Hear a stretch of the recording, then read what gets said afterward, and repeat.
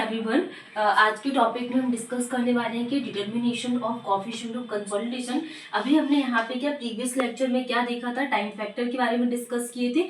जो आपको क्या है ये जाके इन टॉपिक्स को कंप्लीट करना है, टाइम फैक्टर क्या होता है, फिर उसके बाद आपको पढ़ना है क्या कोएफिशिएंट ऑफ कंसोलिडेशन। तो आपके जो भी डाउट्स रहेंगे वो क्लियर हो जाएगा।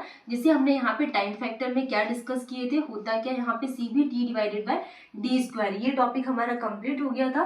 फिर हमने यहाँ पे इसके नोटेशंस के बारे में डिस्कस किए थे, T क्या होता है, D क्या होता है, CB क्या होता है एंड TB क्या होता है। तो हमने यहाँ पे CB पढ़े थे, जो क्या होता है कोएफिशिएंट ऑफ कंप्रेसिबिलिटी होता है। फिर हमने यहाँ पे उसकी कुछ कंडीशंस देखे थे, जैसे कि यहाँ पे केस नंबर 1 में TB इक्वल टू क्या था, पाई बाई फोर और क्या था, जैसे हमने यहाँ पे 50% की वैल्यू लिए थे। सेकेंड केस में TB इक्वल टू -0.9332 इसकी वैल्यूज थी। तो दो केस हमने डिस्कस किए और ये टॉपिक हमारा पूरा कंप्लीट हो गया, टाइम फैक्टर, जो बहुत इंपॉर्टेंट है। अब हम बात करने वाले हैं आज की क्लास में कि कोएफिशिएंट ऑफ कंसोलिडेशन को कैसे डिटरमाइन करते हैं। तो हम इसमें बात करें CB जो है कोएफिशिएंट ऑफ कंप्रेसिबिलिटी, ये किस पर डिपेंड करता है। यहाँ पे CB depends on type of soil, depends on, ये टाइप ऑफ सॉइल पे डिपेंड करता है, type of soil, change in effective stress. ठीक है, अगर हम यहाँ पे कुछ इसमें जो भी हम यहाँ पे पैरामीटर्स करेंगे बहुत इंपॉर्टेंट है। जैसे कि हम यहाँ पे फाइन पार्टिकल्स को ले लें, फाइन पार्टिकल, तो जो फाइन पार्टिकल है डायरेक्टली प्रोपोर्शनल रहेंगे लिक्विड लिमिट के, और लिक्विड लिमिट डायरेक्टली प्रोपोर्शनल रहेगी वाटर कंटेंट के, एंड वाटर कंटेंट। ठीक, अब हम बात करने वाले हैं जैसे कि परसेंटेज फाइन पार्टिकल्स है, तो इसकी लिक्विड लिमिट क्या होगी, इंक्रीज होगी, ज्यादा होगी, और वाटर कंटेंट भी क्या होगा, इंक्रीज होगा। तो वाटर कंटेंट और लिक्विड लिमिट के इंक्रीज होने से जो कंप्रेसिबिलिटी है, कंप्रेसिबिलिटी ये भी क्या होगी, इंक्रीज होगी, कंप्रेसिबिलिटी भी इंक्रीज होगी। और कंप्रेसिबिलिटी की इंक्रीज होने से जो रेट ऑफ सेटलमेंट है, रेट ऑफ सेटलमेंट है, ये भी क्या होगा, डिक्रीज होगा। और रेट ऑफ सेटलमेंट के डिक्रीज होने से रेट ऑफ कंसोलिडेशन, क्या, रेट ऑफ कंसोलिडेशन, ये क्या होगा, डिक्रीज होगा, रेट ऑफ कंसोलिडेशन। और जो लिक्विड लिमिट है ये डायरेक्टली प्रोपोर्शनल होगी किसकी, प्लास्टिसिटी इंडेक्स के, मतलब लिक्विड लिमिट के इंक्रीज होने से प्लास्टिसिटी इंडेक्स भी इंक्रीज होगी। तो ये पैरामीटर्स हमारा कंप्लीट हो गया, जनरली एग्जाम में पूछे जाते हैं। अब अगर हम बात करें जो हमारे पास क्या CB है, coefficient of compressibility, CB coefficient of compressibility liquid limit की क्या होगा, इनवर्सली प्रोपोर्शनल होगा, and inversely proportional to 1 upon plasticity index. इसका क्या मतलब है, CB के इंक्रीज होने से जो हमारे पास लिक्विड लिमिट है ये डिक्रीज हो रही है, और लिक्विड लिमिट डिक्रीज हो रही मतलब प्लास्टिसिटी इंडेक्स भी क्या होगी, डिक्रीज होगी।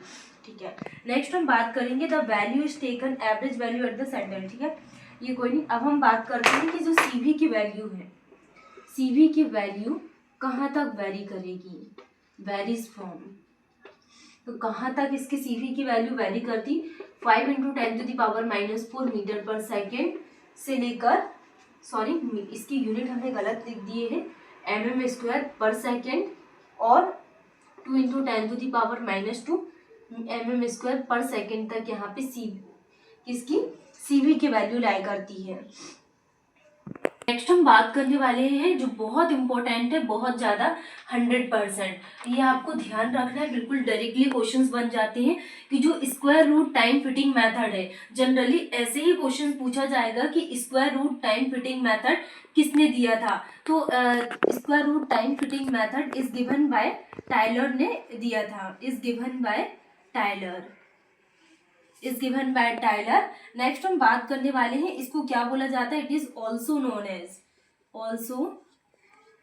एज, इसको क्या बोला जाता है, Taylor's method, it is also known as Taylor's method. और अगर हम बात करें कि this method is better than, ये जो मेथड है, this method is better than, this method is better than highly plastic clay, highly plastic clay। ठीक है, नेक्स्ट हम बात करने वाले हैं जो CB है, CB is calculated regarding इसको कैसे कैलकुलेटेड करते, CV is calculated regarding 90% degree of consolidation, 90% degree of consolidation. 90% degree of consolidation में हम इसको क्या करते हैं, यहाँ पे डिस्क्राइब करते हैं CV को। तो आपको डायरेक्टली यही पॉइंट पूछा जाता है कि square root time fitting method किसने दिया था, टाइलर्स ने, और इसको टाइलर्स मेथड बोला जाता है। और जो हाईली प्लास्टिक क्ले होती है उससे बेटर है हमारे पास स्क्वायर रूट। नेक्स्ट हम बात करने वाले हैं CV को हम यहाँ पे किसके रिगार्डिंग में कैलकुलेट करते हैं। तो 90% हमने जो यूज किया था टाइम फैक्टर में, तो उसमें 90% डिग्री ऑफ कंसोलिडेशन में रिगार्डिंग को हम square root time fitting method को कैलकुलेट करते हैं, जिसमें से CV इक्वल टू क्या आ जाएगा हमारे पास TV और D स्क्वायर डिवाइडेड बाय क्या आ जाएगा यहाँ पे T, और 90% के रिगार्डिंग में हम इसको क्या कर रहे हैं, सॉल्व कर रहे हैं। ठीक है, तो अगर हम बात करें इसमें कर्व के बारे में, अगर कर्व को ड्रॉ करेंगे तो ये हो गई हमारे पास स्ट्रेट लाइन, ये हॉरिजॉन्टल लाइन, स्ट्रेट और हॉरिजॉन्टल लाइन। अगर हम यहाँ पे एक स्ट्रेट लाइन को हमने क्या इमेजिनरी लाइन को ड्रॉ किया, फिर हम क्या करेंगे, ये स्ट्रेट लाइन जाएगी डायरेक्ट, और यहाँ से क्या है एसिम्प्टोटिक, ये SSC JEE में ऑलरेडी पूछा हुआ है। तो ये हमारे पास क्या है स्ट्रेट लाइन, ये क्या है स्ट्रेट लाइन, और ये क्या है एसिम्प्टोटिक, ये क्या है एसिम्प्टोटिक, इसको क्या बोला जाता है एसिम्प्टोटिक। और एसिम्प्टोटिक वर्ड को आपको ध्यान रखना है, और हमें क्या है ग्राफ भी दे देते हैं और हमको क्या लाइन पहचानना रहता है कि इसको क्या बोला जाता है। नेक्स्ट ये डिग्री ऑफ कंसोलिडेशन के बीच में और परसेंटेज ऑफ TV के बीच में ड्रॉ करते हैं। एग्जाम में ये भी पूछ लेते हैं कि square root time fitting method का कर्व किस किस के बीच में ड्रॉ करते हैं, तो degree of consolidation and square root time fitting method TV के बीच में, टाइम फैक्टर के बीच में डायग्राम को ड्रॉ करते हैं। ये 0 और 0.6 के बीच में हम यहाँ पे स्ट्रेट लाइन को ड्रॉ करते हैं। तो इसमें अगर हम बात करें कि जो कर्व है, कर्व इज प्लॉटेड बिटवीन, किसके बीच में हम यहाँ पे प्लॉट करते हैं, plotted between degree of consolidation, जो y एक्सिस है, y एक्सिस, तो y एक्सिस में क्या रहेगा percentage of degree of consolidation, और सॉरी y एक्सिस में क्या है हमारे पास टाइम फैक्टर। और अगर हम यहाँ पे x एक्सिस की भी बात करें, x एक्सिस, तो x एक्सिस में हमारे पास क्या degree of consolidation percentage of U, और after that it is asymptotic. और जो वर्ड है आपको इसको क्या बोला जाता है एसिम्प्टोटिक कर्व जो है इसको ध्यान रखना है। ठीक है, तो square root time fitting method में यही पॉइंट्स है और कर्व जो आपको ध्यान रखना है। नेक्स्ट पैरामीटर है हमारा क्या लॉगरिथमिक टाइम फिटिंग मेथड। तो लॉगरिथमिक टाइम फिटिंग मेथड के बारे में हम डिस्कस करेंगे। इस मेथड्स को किसने दिया था, एक ऐसा ग्रांडे क्या एक साइंटिस्ट थे जिन्होंने क्या logarithmic time fitting method curve के बारे में बताया था। This method is given bye एक ऐसा ग्रांडे, ठीक है, लॉगरिथमिक टाइम फिटिंग कर्व, और this method is suitable when, ये मेथड किसके लिए सुटेबल है, जब degree of consolidation U is greater than 0.6, जब ये 0.6 से ज्यादा रहेगा। और अगर हम बात करें लॉगरिथमिक टाइम फिटिंग कर्व को, इसमें जो CV is calculated regarding 50% degree of consolidation के बीच में हम इसको क्या कैलकुलेटेड करते हैं, और इसमें जो फॉर्मूला आ जाएगा यहाँ पे CV इक्वल टू क्या आ जाएगा TV D square divided by क्या आ जाएगा T। नेक्स्ट हम यहाँ पे इसमें इसके क्या ग्राफ के बारे में डिस्कस करें कि जो ग्राफ होता है इसको किसके बीच में हम यहाँ पे प्लॉट करते हैं, तो a graph is plotted between, graph is plotted between, किसके बीच में हम यहाँ पे ग्राफ को प्लॉटेड करते हैं, percentage of degree of consolidation and किसके बीच में लॉग टाइम फैक्टर के बीच में हम यहाँ पे इस ग्राफ को प्लॉट करते हैं। ठीक है, तो जिसमें से हमारे पास y एक्सिस में क्या रहेगा log TV और x एक्सिस में परसेंटेज ऑफ U, और इसका ग्राफ कैसा रहेगा degree of consolidation and log time factor. ठीक है, और इसका ग्राफ कैसा रहेगा इस तरीके से, ये इसका कर्व, ठीक, और ये 0 से लेकर 0.5 के बीच में। तो लॉगरिथमिक टाइम फिटिंग मेथड भी जनरली साइंटिस्ट का नाम पूछे कि किसने दिया था, एक ऐसा ग्रांडेन है, डायरेक्टली यहाँ पे ऑब्जेक्टिव में आ जाते हैं। और square root time fitting method जो हमने कर्व डिस्कस किया था, जिसको किसने दिया था, टायलर्स ने दिए थे, पढ़ा।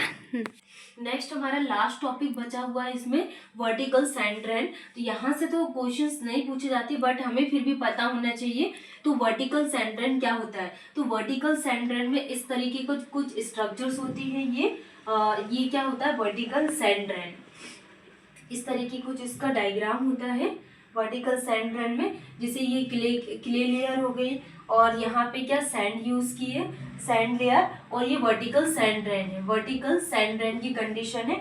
और ये क्या, ये हमने कुछ यहाँ पे एम्बैंकमेंट को ड्रॉ किया है, ये क्या एम्बैंकमेंट, और ये हमारे पास पूरी क्या सॉइल पूरी फिलअप है इसमें, ठीक है। सैंड है, क्ले है, वर्टिकल सैंड है, और ये हॉरिजॉन्टल ऑफ सैंड और ब्लैंकेट, इसको क्या बोला जाता है, ब्लैंकेट, हॉरिजॉन्टल या फिर ब्लैंकेट, ठीक है। ये इस तरीके से इसका डायग्राम होता है। नेक्स्ट हम बात करें वर्टिकल सैंड ड्रेन की कंडीशन में, तो सैंड ड्रेन इंक्रीज करता है किसको, सैंड ड्रेन के इंक्रीज होने से जो रेट ऑफ कंसोलिडेशन है, रेट ऑफ कंसोलिडेशन इंक्रीज होता है। और रेट ऑफ कंसोलिडेशन को ही हम यहाँ पे रेट ऑफ सेटलमेंट बोलते हैं। क्या बोलते हैं, रेट ऑफ सेटलमेंट। तो ये कुछ पैरामीटर्स है, और इसका मेन ऑब्जेक्टिव क्या है, वर्टिकल ड्रेन डिक्रीज होता है द ड्रेनेज पाथ। अगर यहाँ पे वर्टिकल ड्रेन डिक्रीज हो रहा है, तो जो ड्रेनेज पाथ है ये क्या होगा, यहाँ पे ड्रेनेज पाथ इंक्रीज होगा, एंड रेट ऑफ कंसोलिडेशन भी इंक्रीज होगा। तो इसके ऑब्जेक्टिव थे, और इसमें क्या है, यही चीजें क्या पैरामीटर्स है जिनमें से क्वेश्चंस बनने के चांसेस है। तो आज का टॉपिक हमारा कंप्लीट हो गया है। नेक्स्ट क्लास में हम कुछ इंपॉर्टेंट पैरामीटर्स है उनके बारे में डिस्कस करेंगे।